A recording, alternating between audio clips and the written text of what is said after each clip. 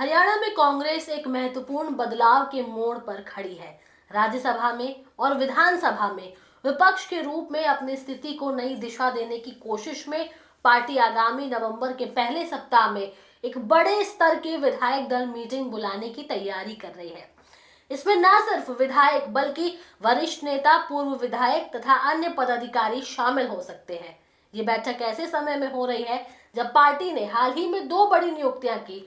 पूर्व मुख्यमंत्री भूपेंद्र सिंह हुड्डा को विधायक दल का नेता और पूर्व मंत्री राव नरेंद्र सिंह को प्रदेश अध्यक्ष बनाया गया। किस तरह का परिवर्तन होगा, मीटिंग में क्या होगा, तमाम सवालों का जवाब जानेंगे विस्तार से। कांग्रेस हाईकमान ने 29 सितंबर 2025 को यह अधिसूचना जारी की कि हुड्डा को हरियाणा कांग्रेस विधायक दल का नेता बनाया गया और राव नरेंद्र सिंह को हरियाणा प्रदेश अध्यक्ष कांग्रेस कमेटी का अध्यक्ष नियुक्त किया गया है। ये नियुक्ति इसलिए भी महत्व रखती है क्योंकि विधानसभा चुनाव के बाद लगभग एक साल तक कांग्रेस ने सीएलपी नेता पद को खाली रखा था। संगठन और नेतृत्व संयोजन में जात वर्गीय समीकरण बदलते दृष्टिकोण का संकेत मिला है। उदाहरण के तौर पर ओबीसी चेहरे को एचपीसीसी अध्यक्ष बनाया जाना, ये बदलाव राज्य इकाई की कमजोर स्थिति सुधारने, विधायकों और कार्यकर्ताओं को सक्रिय करने को गति देने का संकेत माना जा रहा है।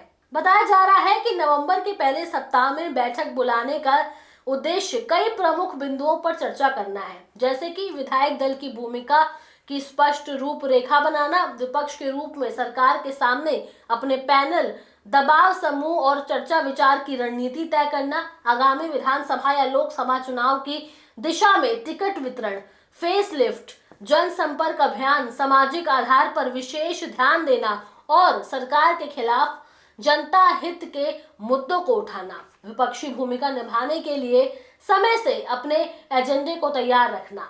सूत्रों की माने तो ये बैठक कांग्रेस के लिए नई शुरुआत के रूप में देखी जा रही है। हुड्डा और राव नरेंद्र की जोड़ी के नेतृत्व में पार्टी को पुनर्गठन और सक्रिय विपक्षी भूमिका निभाने का अवसर मिल रहा है। हरियाणा कांग्रेस की स्थिति पिछले कुछ सालों से चुनौतीपूर्ण रही है। 2024 के विधानसभा चुनाव में पार्टी को लगभग 37 विधायक की संख्या मिली थी, लेकिन सरकार नहीं बना पाई।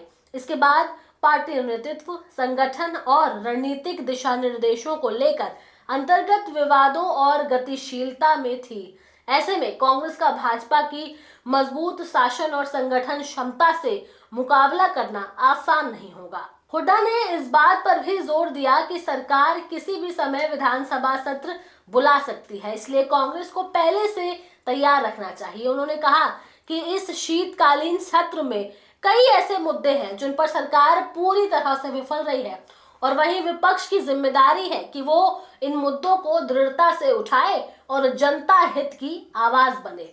इस बैठक में कांग्रेस ये भी तय करेगी कि किन किन मुद्दों को विधानसभा में प्रमुखता देनी है, जैसे कि किसानों के मसले, महिला कल्याण, कानून व्यवस्था, प्रदूषण, भ्रष्टाचार। ये योजना कांग्रेस को सिर्फ सरकार विरोधी भूमिका तक सीमित नहीं रखने देगी, बल्कि इसे सक्रिय विपक्षी विकल्प के रूप में भी रखेगी। इसी मुद्दे पर पूर्व केंद्रीय मंत्री एवं सांसद कुमारी सैलजा ने केंद्र सरकार पर निशाना साधते हुए कहा कि देश में लागू मोटर व्हीकल एक्ट अब आम जनता के लिए आर्थिक उत्पीड़न का कानून बन गया है। उन्होंने विशेष रूप से प्रदूषण प्रमाण पत्र से जुड़े चालानों को तर्कसंगत बनाने की मांग की है। हरियाणा सहित पूरे देश में दो पहिया वाहन चालकों पर 10,000 से 15,000 रुपए तक के चालान काटे जा रहे हैं, जो पूरी तरह से अनुचित और अमानवीय है। ये बयान भाजपा शासन के खिलाफ कांग्रेस द्वारा उठाए जाने वाले सामाजिक एवं प्रशासनिक विरोधी एजेंडों का संकेत भी है। बैठक में इस तरह की जनसापेक्ष मुद्दों को रणनीतिक रूप से उठाना भी मोर्चे पर रहने का तरीका माना जाएगा।